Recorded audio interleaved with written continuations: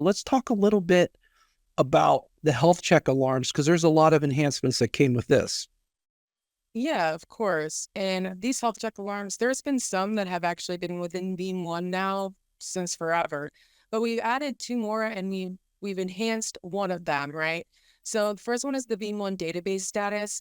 This is really just going to check and ensure that your database has enough resources so that Beam One can continue to operate. Sometimes if you're collecting a lot of data, that Beam One database might get overloaded, right? And then you're monitoring your workloads and you don't realize this and that data might not be accurate. So this alarm is really going to check that database health status, ensure that there's enough room. So all the monitoring and the data that you're taking from Beam One, the reports, different things like that, is correct and operating as it should be, right? So this will be, triggered if that database is running out of resources. And within every alarm as well, you can, set up some thresholds here. So if you wanted to tell you, hey, I want to be notified, when it's 70% at its capacity, you can get notified that so you can do, what you need to do, add more resources or, migrate to a different database that can, hold all that data that's going to be available to you.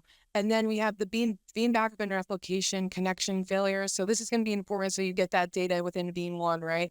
And really, we've really improved this alarm so you get better description so you can better address the issue faster and more accurately.